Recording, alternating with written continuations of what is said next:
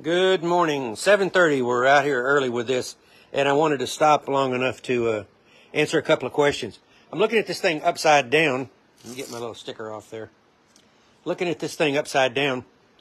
I should mention that. I had my Mingo sticker on there because I'm dedicating this window to the father of a very good friend of mine who has not been feeling well, and so he's done a lot of glass in the last 25 years. Mingo is his nickname. And anyway, I'm dedicating this particular piece to him.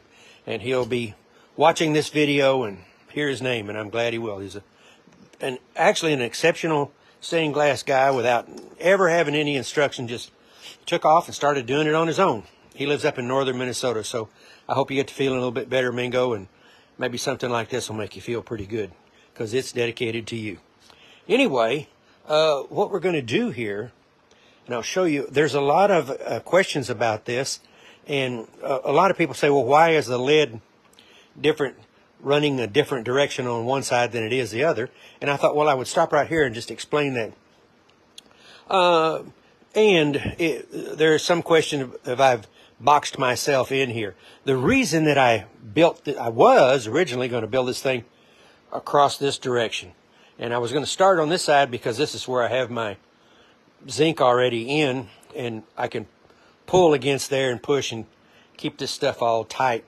And the reason I decided to not do it this way, to build from this side and this side, is in this particular case, I'm looking for the grain of the color in this glass to remain the same on each side.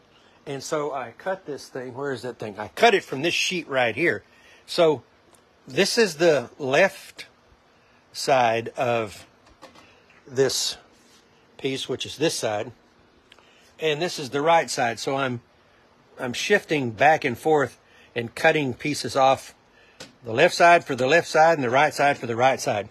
If I laid this glass down and set it in there and just went across here, I probably wouldn't get the same color grain that would run up and down this way as I got over here. So that's why I went back and forth. And the way that I did that, I cut these pieces, like this piece, from the same side of that sheet. And then I cut this one at the same time. So I cut these in pairs, these two. And in fact, you can see that. See this piece here? Here's the sister to it that goes on this other side. And I haven't cut it yet. I've got, and that's not even the exact pattern. That's just real close to tell me where it goes. And you can see, maybe, ooh, I'm going to pop that back out, that the color in this piece is lining up, and this color over here is lining up. And you can see that I've got this piece in, and this is you might find this interesting, but I have not cut the top or made this transition here yet.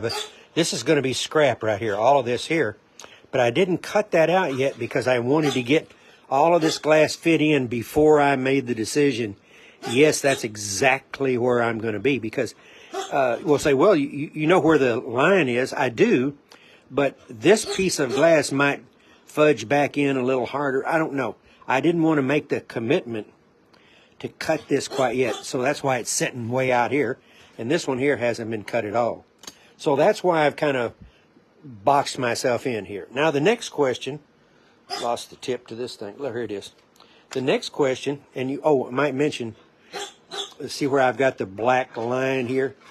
Okay, I've pulled this glass out to see how well I'm fitting underneath that lid right there.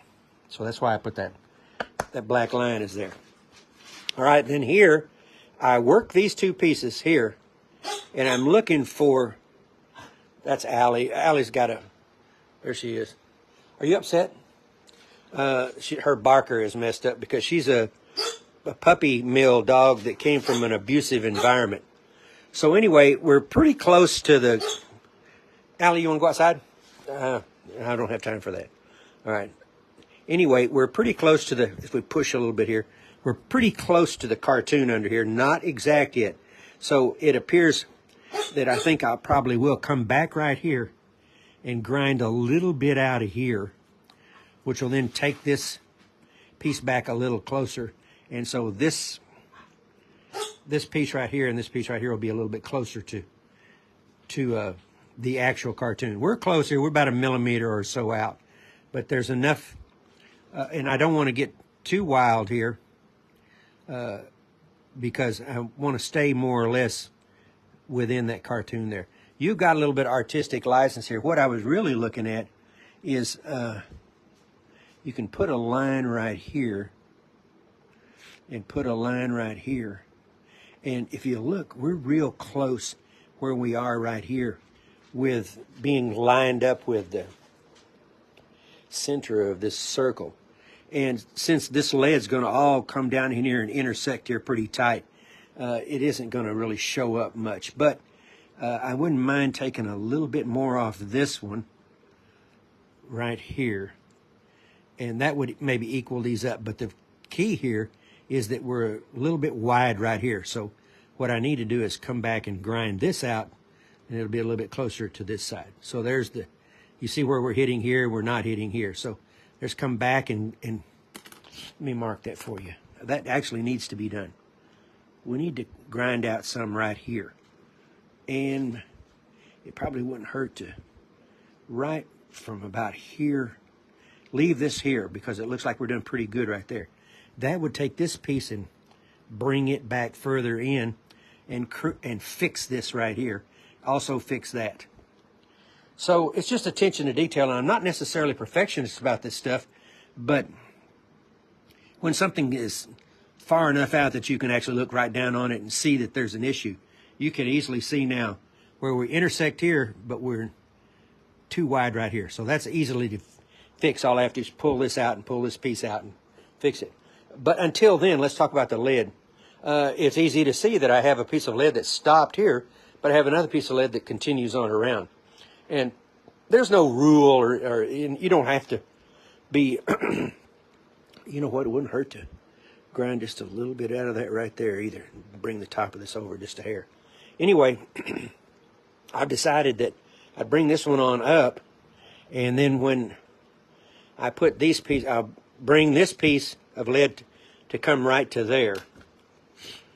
And we're going to do that this right there. And then there will be another piece of lead that will come just for there. So you can see there's going to be a difference. One piece of lead here and a shorter piece of lead here. Well, when you solder this up right here, that arc is going to look exactly the same. You won't, I wouldn't even be able to tell whether this was a single piece of lead going all the way across, and this one here, of course, is broken. So it doesn't matter, really. It's just however you feel like that the piece goes together or flows when you're putting the lead in. It just doesn't really make any difference. Okay, I'm glad we saw that. That needs to be corrected. And now, when here's the pattern right here for this one right here. Okay, when I cut this piece of glass and see this little plus right there, well, that's to go under this piece of lead here. So I'll cut that a little longer, and then I'll grind it back to make it fit. Now we're getting really narrow here, so the lead's going to come right on down here, and there'll be some pretty cool lead cutting going on here. And what I'll do with both of these pieces is I'll take the lead and go completely around this thing, all the way around it, trying to fit it in. I'll do the same thing with this one. We'll take the lead, and you can see there's that little line right there, which means, see that plus? That's telling me on the drawing, or on the pattern, I put a plus there, and that indicates to me to cut the pattern a little longer right there to come up under the bottom of the lid. Then we can grind it out if we need to. But anyway, we'll take this piece of glass right here and go all the way around it with the lead. So when that piece goes all the way in, and this piece goes all the way in, then the lead will already be set for this one. Then I'll come back and I'll probably take the pattern on this one. I can do it with the lead either on it or not on it. But anyway, I'll take a look at this. And this piece here I'll fabricate it to fit right down, to slide right into that hole. And then this is going to get easy up here because we'll fabricate these. We'll fabricate these And I want these to be the same here. So I'll look back here. This one looks like it could have just a little bit off of it, but you want to be careful here because you want this line to line up right here. So if you're going to take anything off this thing, you'd want to take it. Let's do that. Let's get the marker. You don't want to take all of your correction here off because you need that line to flow across. So if you were going to correct this thing, you would correct it. Something like that right there. You see, and that way that line will flow all the way across. And it does look like, if you look under there, I can see the pattern right under there. So this is my one at a time method. And what happens on this is I get these really nice tight fits. Everything, the lid and all that stuff working so well. This the lid I've got coming clear out of the top of this thing. My plan is, and I don't know whether this will work or not, but my plan is to, this lid will be in, that lid will be in, this piece will be in, that lid will be in, and we'll make this little piece, put it in, run the lid across it because it'll intersect the lid that's already here. And then my plan is to fabricate these pieces and these pieces. This one will be set in already. That won't, I'm sorry, no, it won't either. I'll take that back. This will set in last after all this is done because it has to come in on top of this one. Anyway, and I'm thinking that this piece of lead here would be one piece to go clear around to here. Doesn't have to be, but that'd be nice sweeping flow across there. And then this one, I'll probably make it nice and round and then cut it to fit right into that intersection. So there's a pretty good intersection right in here. We'll figure this out. This is pretty cool right in here. So anyway, that's why the lead is different here than it is here. Because it doesn't matter. It's gonna, the lines are gonna flow. When I solder these up, you wouldn't be able to tell what was where. Although I do need to fix that. See, that's actually pretty blatant right there. However, you'd hide that if you know, you can solder this up and you won't even see this. However, this would be narrower here. Whoop. This is more narrow here than across here. It's awful close, but it's off just a little bit. Well, anyway, that's it for this little lesson. Like I said, I got this hanging out right here. Haven't cut it yet because I'm not positive about it. And then we'll be real simple here. Don't worry about the cartoon right there. I just threw that in there. This line. What we'd like to do is bring that line straight across, and then this piece of lead will intersect that. So I'm not too far. Later this afternoon, I'll probably get this more or less done, and we're pretty close to winding this up. At least this side of it. And then we'll solder it up on this side. I'll put the camera up, and my bigger camera, or maybe I'll use this one, I don't know. And what we'll do is soldering. And soldering on this now will be a good lesson to watch if you're not proficient at lead soldering, because this narrower lead is a little bit tricky to solder because it's so it's small compared to what I do with that. Here you go. Look at the difference in the size there. That's 1/4 inch rounded crown. That's 3/16. So this is easier to solder to because it will take more heat. This 3/16, you got to be a I think I'm using the right word, a deft. I hope that's right. A deft hand. And so I'll show you how to get this stuff soldered where there's no mystery to what you're doing, and you'll get one good solder joint right after another, after another, after another, and it won't be, you know, any anxiety involved in it. I'll show you exactly how to do it. And this thing, boy, when you get a window like this or a little panel like this that's 3/16 like this stuff is, and then you get some really good solder joints on that thing, oh, it's just really a thing of beauty. And I like this because we're going clear back, you know, 130, 40, 50 years here.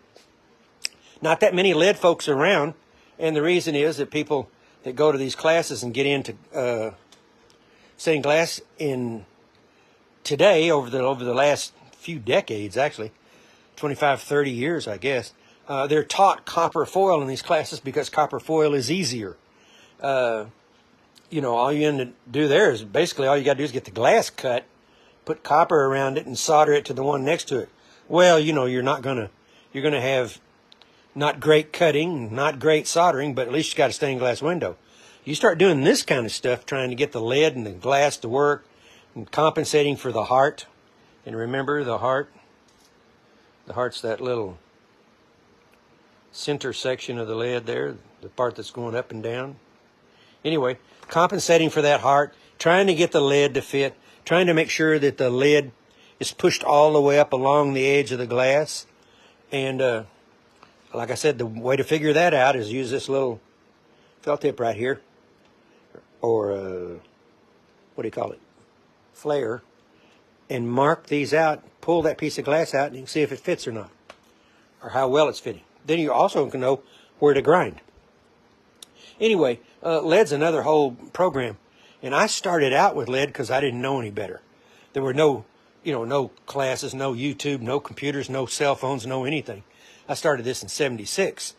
So I bought, I remember it's $46 worth of material, which was some glass, some lead, some solder, and a little pamphlet. I think it was How to Do Stained Glass. Boy. And all it taught was, or mentioned, was lead. And man, I had a lot of trouble with this stuff.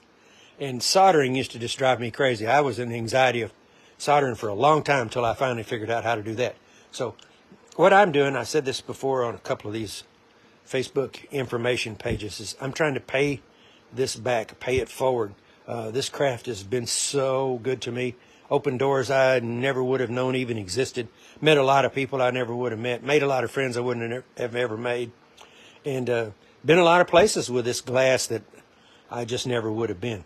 So I'm trying, that's why I don't try to monetize any of this information. I don't try to go to YouTube and sell the videos or none of this stuff. I'm just trying to help you. And I enjoy doing it anyway. I enjoy talking about it and telling you a little bit about what I know about it. And I certainly don't have all the answers, but I know how to do a leaded glass window. I know how to do that. Or a copper foil window. So, and I'm always learning, trying to learn. Okay, enough of that blabber. I'll be back, I don't know, probably tomorrow, and we'll have a bunch of this done. And I'm looking forward to soldering this. I love to solder on this 3/16 lead because it's not necessarily challenging as much as it's so beautiful. All right, thank you all. And if you have questions, be sure and ask me. I went off on some Facebook page. Let's see, what is that? Stained glass tips and techniques. And the lady that runs that page asked me to, give a few tips. So I thought, well, heck, we'll just put some videos on there and let people get interested. And if they are interested, I'll help all I can. Thank you. Bye-bye.